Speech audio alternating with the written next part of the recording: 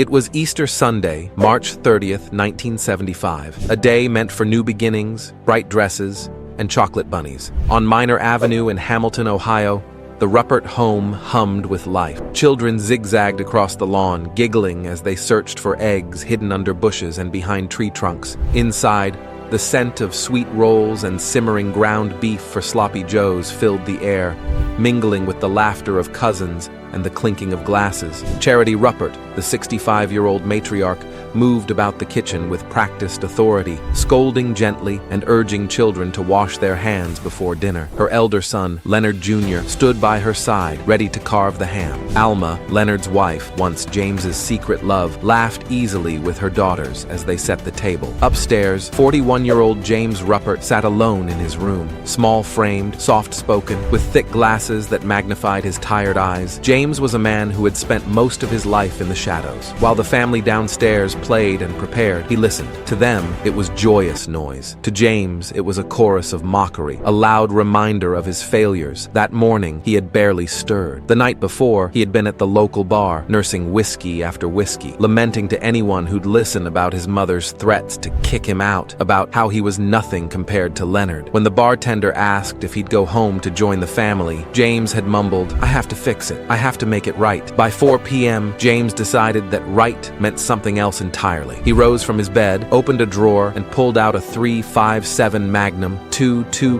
handguns, and a .22 rifle. Each weapon had been carefully chosen, meticulously maintained, and prepared for this very moment. He descended the stairs slowly, step by step, as if on a final march. The family barely noticed him at first, too caught up in preparing dinner and admiring the children's colorful egg hauls. Then, without a word, James opened fire. Screams erupted, bodies dropped. Children froze mid-play, confusion flashing across innocent faces before bullets tore through them. In less than 5 minutes, 44 shots echoed through the house, each one deliberate. No one escaped. James didn't run. He didn't scream or rage. He simply sat among the fallen, silent as the blood pooled around him. The festive decor, pastel napkins, egg baskets, paper chicks, was now soaked and stained. For 3 hours, he sat there in a trance-like calm before finally picking up the phone and calling the police. "There's been a shooting," he said softly. When officers arrived, they expected chaos, a madman on the run, or a barricaded standoff. Instead, they found a man sitting peacefully, as if waiting for tea. Behind him lay a massacre so complete it would be seared into American history. That morning had begun like so many other Easter Sundays in small-town America. Hamilton was a place of steel mills and corner bars, where families knew each other for generations, and doors were left unlocked. Church bells rang through the crisp spring air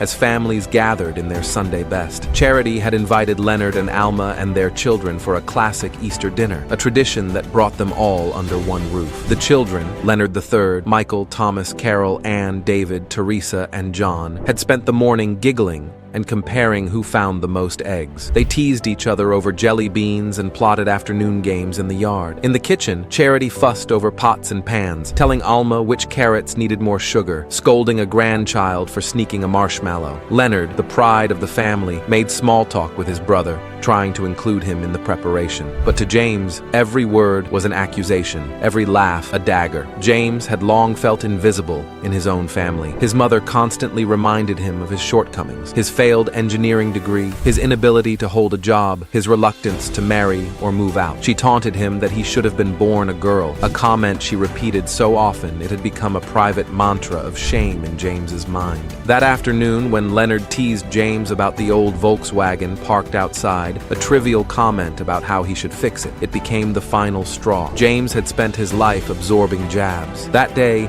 he decided he would answer them all with bullets. After the shots were fired, there were no cries for help, no frantic attempts to flee. James moved methodically, ensuring that no one would survive to carry a memory or a witness. By the time police entered, the house was eerily silent. The smell of gunpowder lingered with the fading aroma of dinner that would never be served. Easter eggs sat undisturbed on the counters. Half-filled baskets remained clutched in small hands. The bright pinks and yellows of Easter decorations now seemed grotesque, a mockery of innocence. James led officers through the house without resistance, like a tour guide in a house of horrors. His voice was calm, polite. "This way," he might as well have said, as they stepped over small, lifeless bodies. Outside, neighbors gathered in confusion. The same children who had run down sidewalks with kites and baskets only hours earlier were gone. The tragedy would ripple through Hamilton for generations. The Ruppert family was not wealthy, not famous, and not particularly remarkable in the eyes of the world. They were, however, everything to each other. Leonard Jr. was a man many admired, hardworking, disciplined, and always dependable. His job at General Electric offered the family stability, and his marriage to Alma seemed the pinnacle of small-town success. But that marriage cut James deeply. Alma had once been his love, a quiet infatuation that had sustained him in his lonely hours. When she chose Leonard instead, James felt betrayed by both his brother and his fate. Charity Ruppert was a tough, no-nonsense woman who survived the depression and the challenges of raising two boys alone after her husband died. But her sharp tongue and favoritism toward Leonard wounded James deeply, branding him a perpetual disappointment. The children were full of life and possibility. Leonard III, at 17, dreamed of becoming an engineer like his father. Michael loved baseball, while Thomas spent hours building model airplanes. Carol wanted to be a nurse. Anne liked to read mysteries. David adored superheroes. Teresa carried her dolls everywhere. And little John was just 4, barely old enough to understand the magic of Easter. They shared secrets, planned summer trips, and filled the small house with endless questions and giggles. Their lives were cut short in an instant, all their potential obliterated in James's calculated rage. After the massacre, school desks sat empty, Little League teams mourned lost players, and neighbors were left grappling with the unthinkable. How could someone they knew, someone who had joined them for barbecues and small talk, wipe out an entire family? Breakdown officers stepping into 635 Minor Avenue described it as stepping into a butcher shop. Blood had soaked into every corner of the house, dripping through floorboards and pooling in the basement. The air was thick, nearly choking, with the smell of copper and charred gunpowder. Easter baskets lay tipped over, neon plastic eggs cracked open beside lifeless hands. Crayons were still scattered on a small table, where someone had been drawing moments before the shooting began. There were no signs of a struggle. James's plan had been so swift and precise that no one had a chance to run. He fired 44 rounds, 40 of which struck their marks, an almost chilling testament to his cold focus. After his initial shots, he systematically returned to ensure each person was dead, aiming at heads and vital organs. Investigators found 4 weapons, each meticulously loaded and maintained. James had brought extra ammunition, a sign he had prepared for a long battle or even more victims. In his room, officers discovered stacks of ammunition boxes, handwritten notes filled with self-pity and resentment, and shooting range targets marked with near-perfect precision. One note hinted at silencer attachments, suggesting he had considered making the attack even stealthier. This wasn't an impulsive act. It was a plan born of decades of bitterness and final bloody resolve. James Ruppert did not resist. He didn't run or hide or try to end his own life. He sat, composed, as if waiting for an appointment. When interrogated, he offered no confession, no tears. The media quickly dubbed him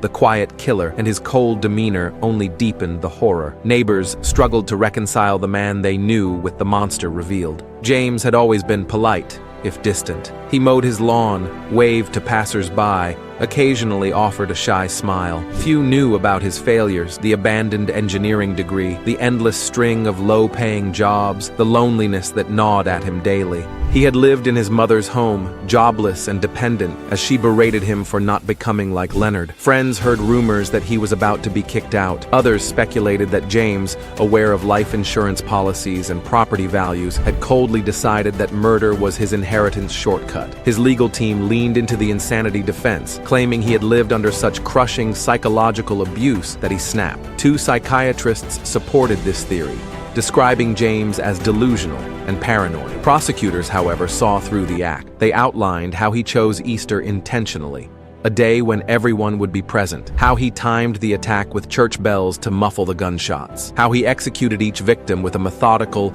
almost military precision. James hadn't lost touch with reality. He had weaponized it. James's first trial in 1975 ended in confusion. 3 judges presided. 2 found him sane and guilty.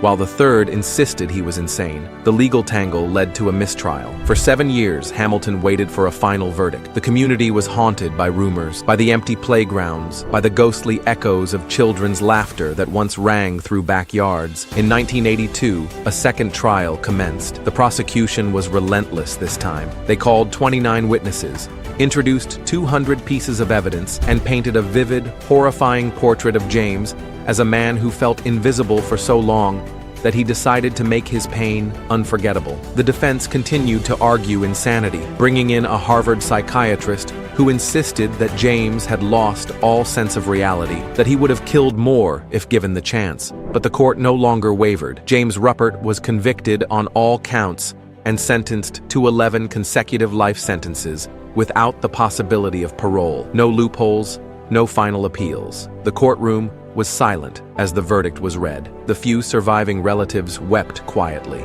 The ghost of that Easter Sunday finally had a form, a single man, small and unremarkable, yet capable of destroying an entire family in minutes. Act 7. Psychology and motive. What kind of mind calmly reloads a revolver to kill children? What fracture makes an uncle turn into an executioner? James was not a stranger to his victims. He was their brother, their son, their uncle.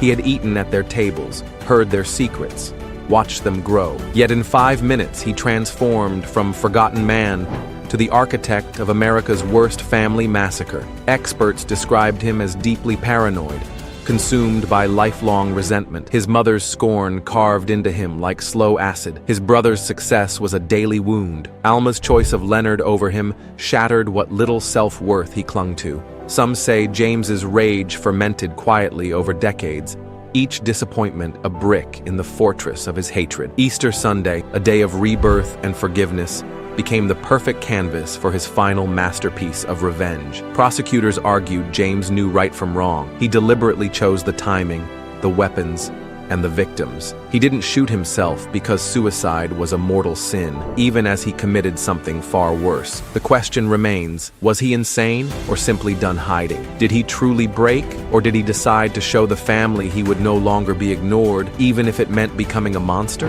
Perhaps that is the most chilling part. James Ruppert knew exactly what he was doing. He just didn't care anymore. Act 8. Aftermath and emotional echo. James Ruppert spent the rest of his life in prison, dying in 2022 at 88 years old. He never apologized, never explained. He carried his silence to the grave, a final act of control. The house on Minor Avenue stood for years as a silent witness to horror. At one point, a new family rented it, unaware of its history. They soon moved out, claiming to hear children's laughter in the night, doors opening on their own, faint cries drifting through hallways. Today, the house still stands, a quiet suburban facade, hiding memories too dark to comprehend. Hamilton has never fully healed. Each Easter, older residents remember the children who should have grown up to start families of their own, the mother who should have rocked grandbabies, the brothers who should have shared old age together. A book, The Easter Sunday Massacre, a prosecutor's diary,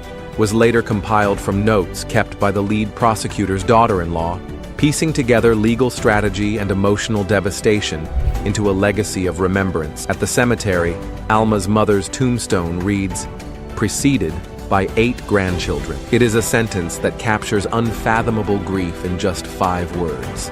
This story isn't merely about one man's monstrous act. It's about the corrosive power of resentment left unchecked, about how wounds fester in silence until they explode, about the fragile illusions we build around family, love, and safety. What do you think? Was James Ruppert a broken man spiraling into madness, or a bitter man meticulously exacting revenge on a world that ignored him?